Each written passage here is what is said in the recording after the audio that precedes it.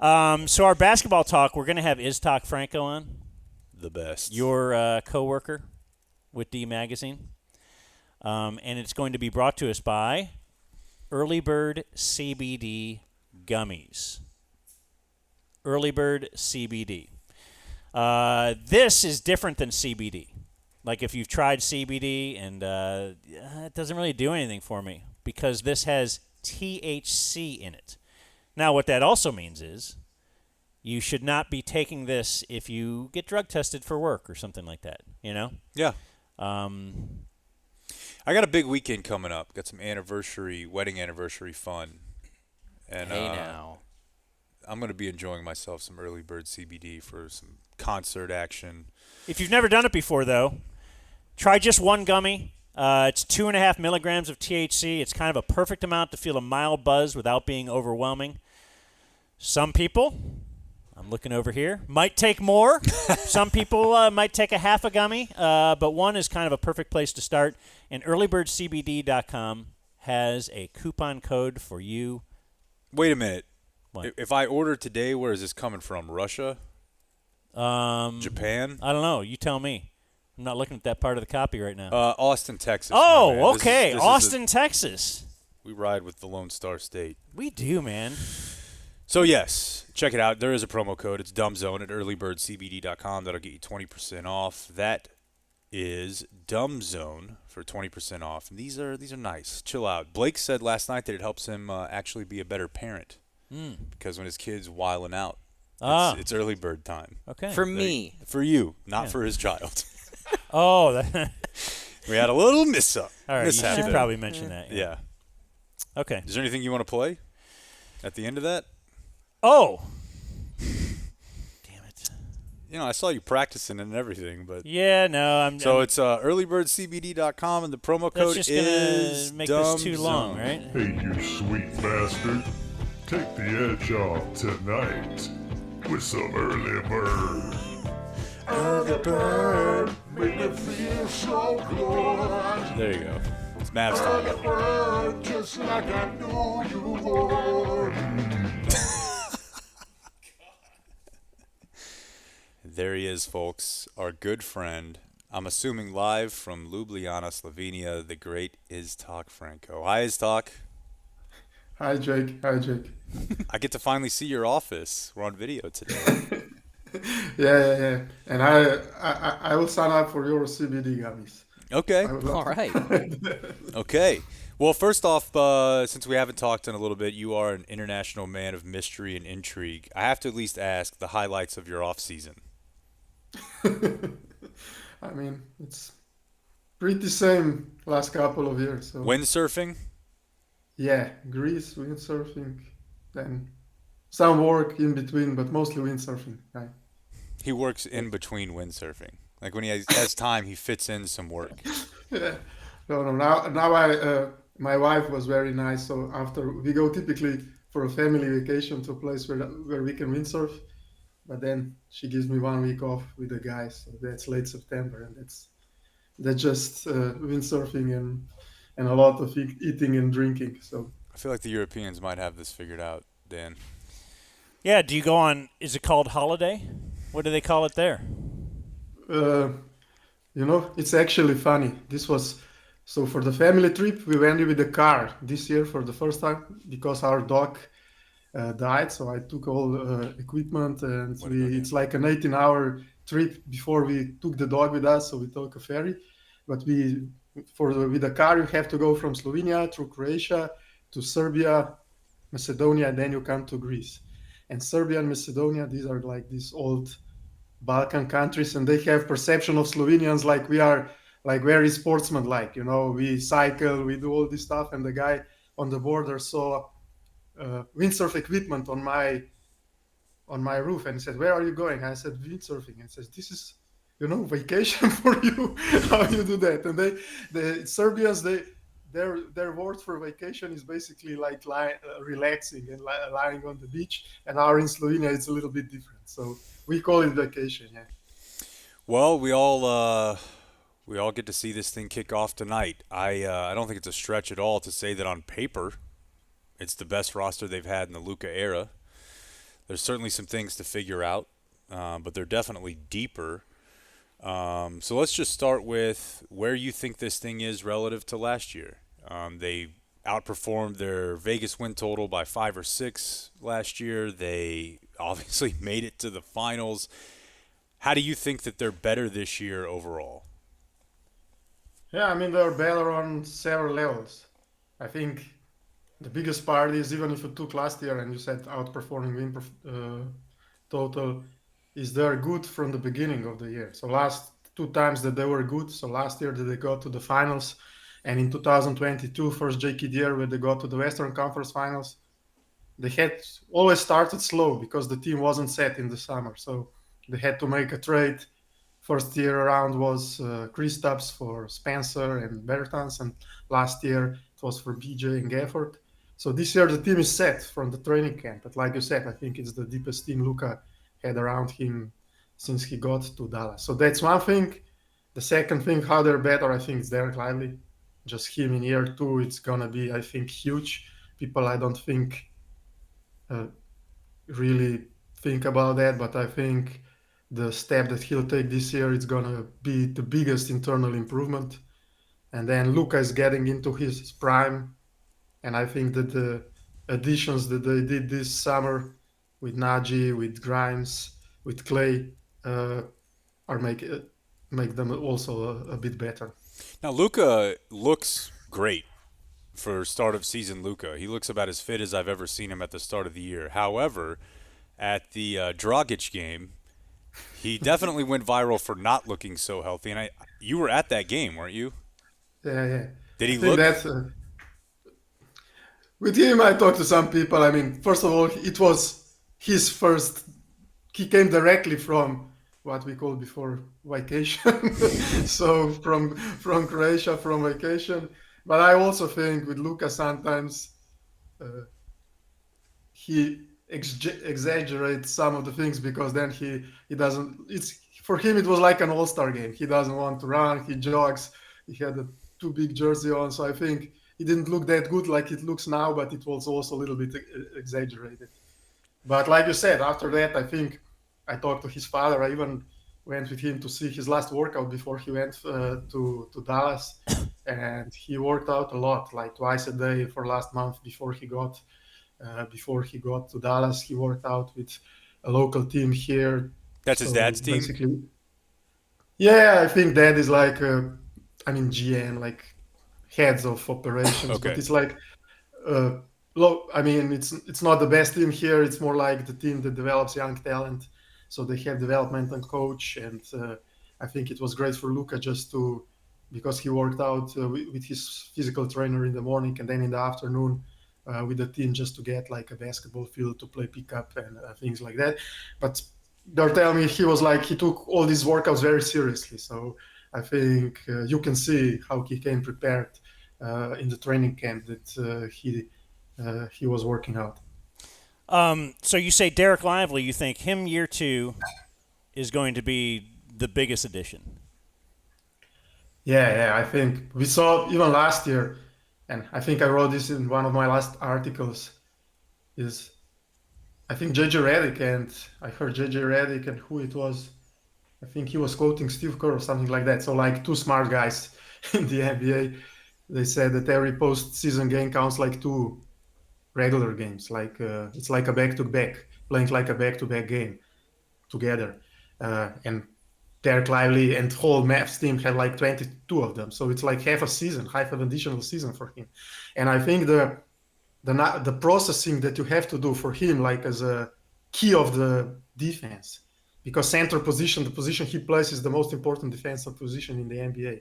So I think the amount of experience, reps, and attention to detail that you get in the playoffs counts much more than the rookie season. So I think with his IQ and him, because last year this very simplified his role on defense, and he was already great at the end of the season. I think this year we could see him like getting comfortable, knowing the defense is playing like this roaming role, really changing the games just with his athleticism and defense and IQ. And in theory, he could be a 3-point shooter in the future, couldn't he?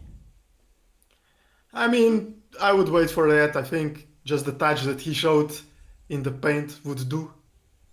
Also wrote this, I think, last year he shot whole season and playoffs 7 shots from 7 feet and beyond. This year he did it one game alone, I think, against Milwaukee. He made 3 and 1 in the other game. So in 2 preseason games he made 4, and last whole season at playoffs he made 7. So let's take baby steps. Yeah. Maybe expand to 7-8 seed. But we'll see. I think the 3 that he made in the finals from the corner, that was something. But to me, I'm always a little bit more, let's say, cautious with that. I mean, would like to see him first with the free throws to make some progress, to be, 60-65% free throw shooter, and then I think the 3 can come. That's his development around the rim and the move that he showed, the Giannis move in the Memphis preseason game, where he basically he handled the ball, he had a spin and a finish at the line. That's why it doesn't bother me as much that he's not starting right away. Because I think if he plays with the second unit, one of Kyrie or Klay or both, that scoring punch is actually needed more in that second lineup than it is in the starting lineup when you have Klay, Kyrie, and Luka out there together. Like in the second unit, Lively might almost become their second scorer if he comes off the bench. Now, I think he'll still close games. And maybe this is just kid being stubborn because he's a young player, but all indications are Lively's coming off the bench to start the year. Oh, really? Yeah. I mean, that's the way it looks right now. Yeah. I mean, it would bother me because I think he's just much better than Gafford. Yeah. As good as Gafford is, I think he's like 1 or 2 levels better. So I think, if not at the beginning of the year, but I think if mid-season he's not starting and playing, let's say 30 minutes and Gafford is playing 18, I think it's like just the simplest tweak that you can do to improve performance of the team is just to redistribute these 2 minutes. I mean, yeah, he's young, he'll have foul trouble. I think the value for Gafford is more that last year, if you remember, first half of the season, they were already good when Lively played. But when he was on the bench, it was like Dwight Powell time, or I don't know if you remember Grant Williams at the 5, backup 5 times. So, yeah, Dan. Yeah, those were like some bad times. So I think this is where Gafford, I said this several times, I think with his athleticism and he's not as his size for a starting big, he's small. So he got bullied on the glass, defensive glass. But I think with his athleticism, he can just dominate the backup bigs. So I think that's the perfect setup. We'll see how closely they'll come. I don't know. They needed like 5 games to not start JaVale McGee 2 years ago. So I think it will come soon enough. JaVale McGee. They're still paying him. Are they really? Probably, yeah. I mean, they stretched That's right, him out. 3-year deal, right? Yeah, 3-year guaranteed deal. And they do say Gafford bulked up, or he said he bulked up this offseason, but we'll have to wait and see on that front. So, okay, Dereck Lively, you feel biggest addition as far as just year 2. The biggest addition publicly, or what's ESPN talking heads are saying, is Klay Thompson. And I'm just wondering if you think that'll work here and why, you always have to worry about a team that's going to let a guy walk like that. So why didn't it work out in Golden State, and why will it work better here? Oh, I think it worked out well in Golden State. They wouldn't, But I think the situation there was like... He wasn't getting crunch time minutes, right, last year? Yeah, no. Last 2 years were terrible. But it was just so much history. I think him not getting the extension that Draymond got, I think it messed up the whole team dynamics. Draymond doing Draymond stuff, punching teammates, missing games. It was like... I think it's after, I don't know how many years they were together, I think that situation, you could see even from his talking in media day that it was in his head and that he needed a fresh start. So, and also, if you look last couple of years in Golden State, he was still asked to be the second best scorer on that team. So after Steph, they tried Kuminga, they tried Wiggins, but they are not at that level. So he was basically still in a role that probably at this stage of his career was a little bit too big for him. Him with Luka and Kyrie, it's basically you're asking him to be just a good version of Tim Hardaway Jr., So not to get completely lost on defense and hit the open shots. at much better rate than Tim Hardaway did.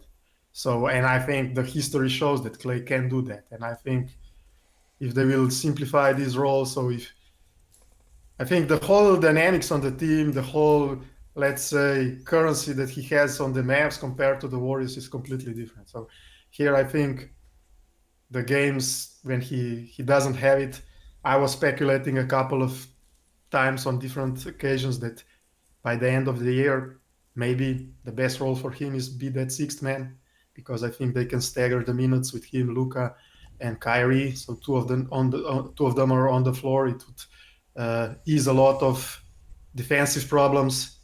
And this is something I think that Jay Kidd eventually, this conversation is something that Jay Kidd can eventually have. And it was much more difficult conversation on the Warriors with Steve Kerr and everybody else, because you can always say, okay, why is Draymond starting, or why somebody else there winning? So I think it's a different situation, and I really hope that the guy will turn it around here, because I think he's just a great guy and a great character to follow and to root for. Yeah, I mean, obviously he brings – this is still a really young team. You think about Kyrie, who's been around the league for forever since he was a baby, and Klay, one of the more, more well-known players in the league for the last decade. They're all really young. So having Klay here, especially for that playoff experience and being able to hit shots in the playoffs, where we saw last year down the stretch, Derrick Jones was being left open. PJ was being left open sometimes. Yeah. So, yeah, in a perfect world, I would like to see Najee or Grimes starting. Only thing I worry about is if they have to make that move. If they start off with Klay starting, if they have to make that move, it almost means something had to have gone wrong to get there, which, you know what I mean? Like, they'll be in a rough spot in the season. I just can't imagine them being at a 70% win clip and then saying, hey, down the stretch, we're going to move Klay to the bench. But you're right. I think he'd be more open to it here than he was in Golden State, because there was a lot of baggage there. But I mean, if there were a way to bet on the Mavericks having the number one offense in the league this year, I would do it. I'm worried. Yeah, I'm worried on the defensive end, but with all the shooters and those three playing together, I would take the number one. I think they're the best offense in the league by 2025 Jan 1. Yeah, I mean, the competition is you have Indiana, I have a lot of these competitions, but I agree with you. Top three, somewhere there in that range, it should be. And if you look last year at the trade deadline, they basically traded a lot of shooting and spacing for size and defense. And I think this summer, it's not only Klay, it's also Grimes. If you look at the Grimes per 36 numbers, volume of three-point shooting, it's higher than any 3-and-D guy in Mavs, let's say, Luka era.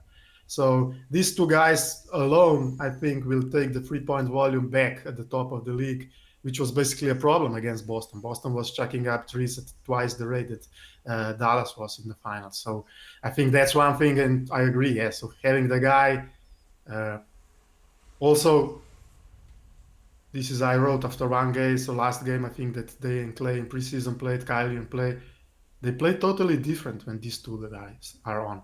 So I think this could be such a difficult, thing for the opposing teams' defenses. You have one game plan, which is basically 90%. This is how to stop Luka and all these different coverage and what to do. And then he's on the bench and you play Klay and Kyrie, and they played like this off ball, both guys off ball, a lot of movement, totally different styles. So I think this is like a very nice curveball that you can throw. How much they'll do it, that's another question. But I think it's another argument to be had to, like, they will finish top three on offense. So the Mavs extended Jaden Hardy. They bring back Spencer Dinwiddie. I think we've all been clamoring for more Hardy.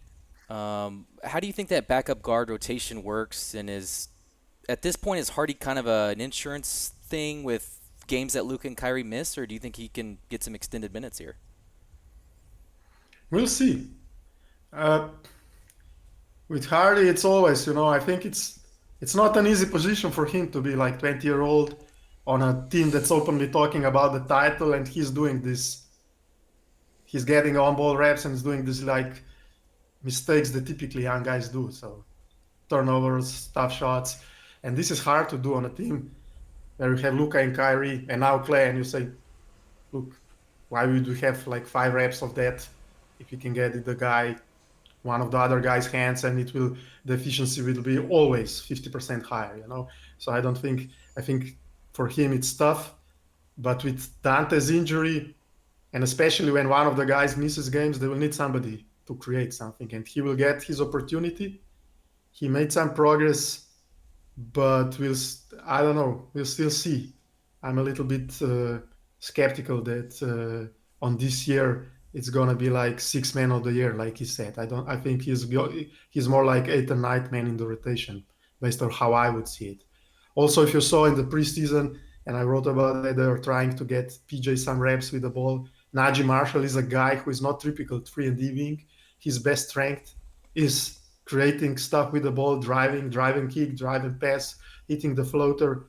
So these 2 guys are also the ones that you would say, okay, come playoff time, maybe it's better that they have some reps, because these 2 guys are the ones that I'm always sure that they will play in a tough playoff. It's interesting, though, on Hardy because I definitely think they have to get Luka's minutes down and probably Kyrie's minutes down and probably their games missed when healthy down. And to be able to go to Hardy in those situations is a nice luxury. And now he knows he's got guaranteed money for the next 3 years. So he's not constantly thinking, I have to play to keep myself in this league. You know, the security that they've given him with the $18 million, I think that'll help him out a lot. That's so cheap for an NBA player to be able to give you spot starts or to chip in. So I'm glad they were able to figure that out with him. And then the last thing I wanted to say is I think the fan base, before the year with new players, I like to try to – who are we going to fall in love with? I think Grimes and Marshall are both going to be huge fan favorites, a la Reggie and Dorian Finney-Smith a couple years ago, because those guys are just different than what we've seen around here from the Mavericks. And I think with both them combined, it makes up a little bit for losing the badassness of Derrick Jones Jr. So I'm fired up. They're they're very exciting, and that's or much needed right now, given that the Cowboys are it's tough times around here, is talk for the Cowboys. Yeah, I follow that a little bit. I would put the NFL game, Sunday game, it's like 10 o'clock here, but Cowboys game, and then after first half I go to sleep. So it's so do we. I don't need and to, so do to they. lose too much sleep. So do they. Yeah. There you go. Yeah. Well, good times, man. Go check his talk stuff out at dmagazine.com. Click on sports there. He's got let me close with this. I know that you did like an aggregate of 5 or 6 of the betting sites and the books. And what did they come out to? About 49.5 wins, which would put Dallas at 4th. I think the line is somewhere at 50.5 or something like that. Okay. Yeah, for most. And you're taking the over on the seeding and the total? Yeah, I think this is the year they have to get to 55. I think on seeding they have to be. There's no excuse, like we said. Such a good team from the beginning of the season, a lot of depth. I think they need to be first or third in the West, and I think I would say around 55 wins is something that they should aim for. Well, that's exciting. All right, man. We will talk to you very soon. Enjoy your night. What time is it there? What are we at? It's 8 o'clock? Yeah, 10 to 8. Okay. Thanks, Iztok. Thank you, guys. All right, See go you, to bud. dmagazine.com, right? You didn't go windsurfing this summer. I didn't. I was building a small business. Okay. I don't know.